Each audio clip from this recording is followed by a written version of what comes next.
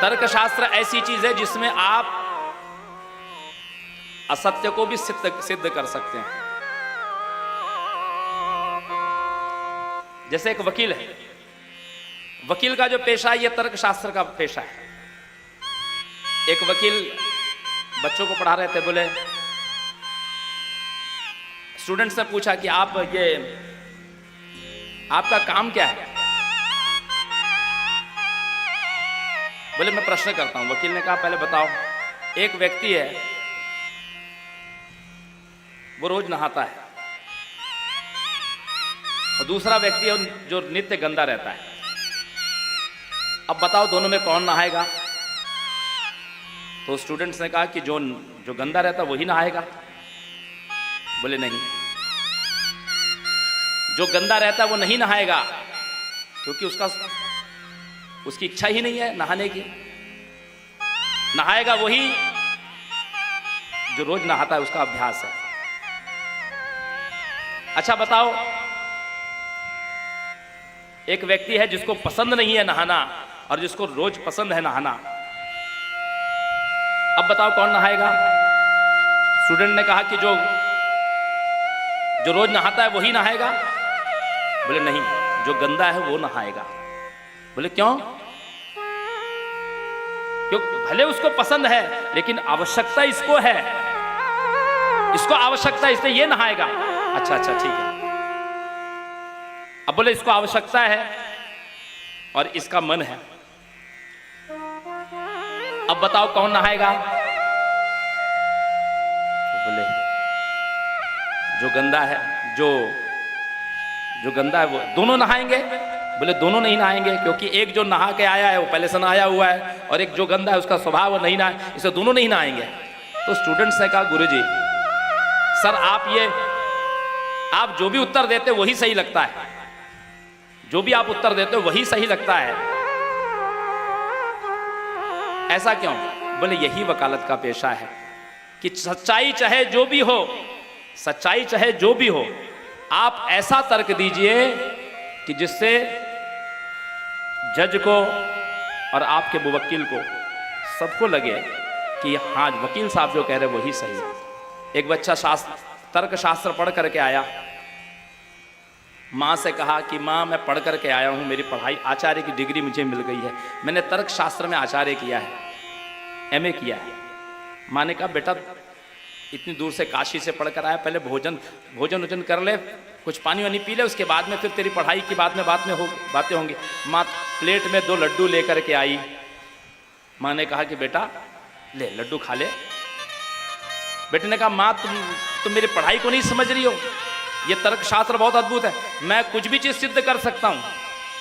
कैसे? बोले जैसे ये प्लेट में कितने लड्डू हैं? माँ ने कहा 2 लड्डू हैं। नहीं माँ 3 है। ये 3 कैसे है? 2 तो दिखाई दे रहे हैं। अच्छा बताओ ये कितने लड्डू हैं? ये बोले 1, ये बोले ये 2, तो 2 और 1 कितने हो गए? 3। पिताजी सुन रहे थे, पिताजी आए, एक लड्डू उन्होंने अपनी पत्नी के मुख में रखा, एक लड्डू अपने मुख में लिया, बोला 1 लड्डू मैंने खा लिया, 1 तेरी माँ ने खा लिया, तीसरा तू खा ले, अब तीसरा तू खा ले। तो ये तर्क शास्त्र के रचयिता कौन है जानते हैं? उतथ्य। यही उतथ्य जिन्होंने तर्क शास्त्र को जन्म दिया है। और तर्क शास्त्र का पहला ही सूत्र क्या है?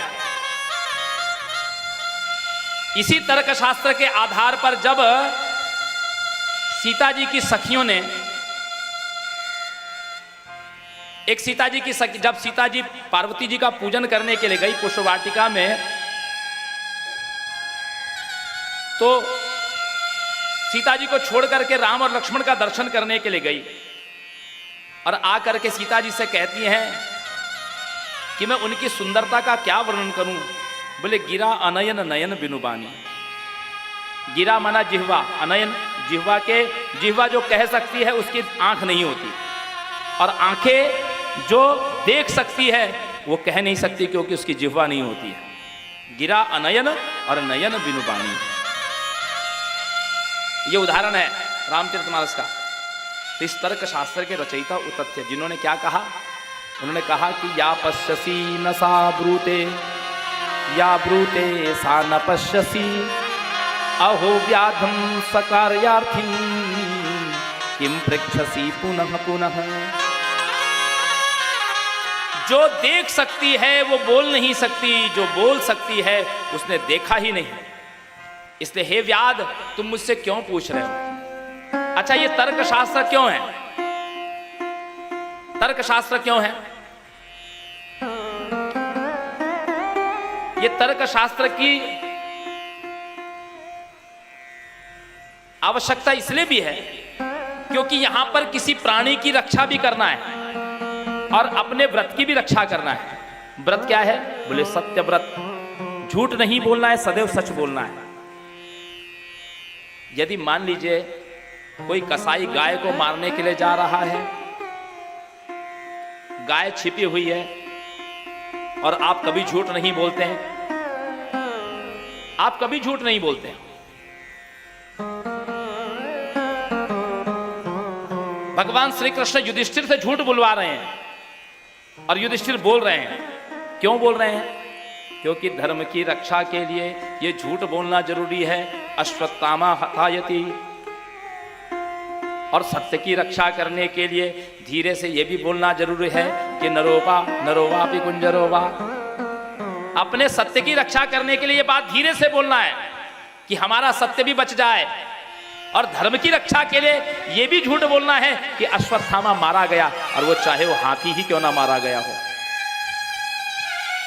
इसीलिए यह तर्क शास्त्र है, ताकि हम ये बोल सकें कि हम ये ना बोले कि हमने नहीं देखा। यदि हमने कह दिया कि हमने नहीं देखा तो झूठ हो गया, फिर आपका सत्यव्रत भंग हो गया।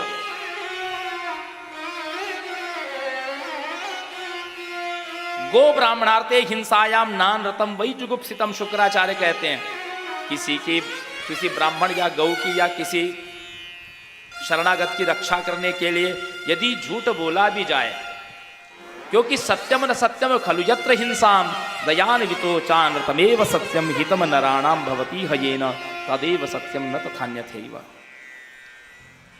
जिससे किसी की हानि हो वो सत्य नहीं है, और यदि किसी का उपकार होता हो आपके झूठ से तो वो झूठ भी सच के बराबर है।